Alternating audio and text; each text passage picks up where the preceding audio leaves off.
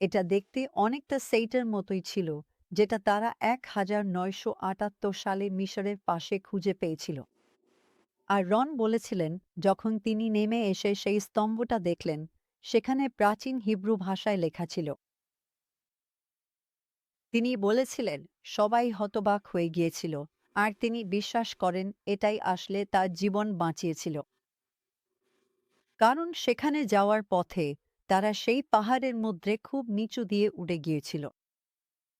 সেই জায়গায় সত্যিই হাড় ছড়িয়ে ছিটিয়েছিল সর্বত্র। আর তারা রনকে বলেছিল, জানো তো, যদি তুমি সাবধান না হও তাহলে তুমিও এখানেই শেষ হতে পারো। আমি জানি না তারা ওকে ভয় দেখাতে চেয়েছিল কিনা, কিন্তু রন বিশ্বাস করেছিল।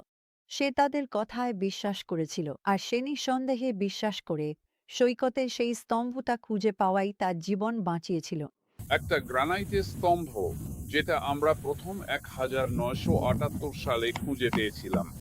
আর যদি আপনি আমার পেছনের স্তম্ভটার দিকে তাকান, এই অংশটা ঢেউয়ের মধ্যে পড়েছিল। আর বলা যায়, ঢেউয়ের কারণে এটা বেশ ভালোভাবেই ক্ষয়প্রাপ্ত হয়েছিল। এটা দুইটি মিলেযুক্ত স্তম্ভের একটি, যেগুলো পারাপারের স্থানে স্থাপন করা হয়েছিল, যেখানে মসি বা মুসার নেতৃত্বে হাবিরুরা সমুদ্র পার হয়েছিল। এখন অন্যটি আছে বিপরীত তীরে। লিপিটি বলে যে এটি রাজা সলোমনের আদেশে স্থাপন করা হয়েছিল, এবং এতে উল্লেখ আছে যে ফেরাউন ও তার সেনাবাহিনীকে এখানে ঈশ্বর পানিতে ডুবিয়ে দিয়েছিলেন।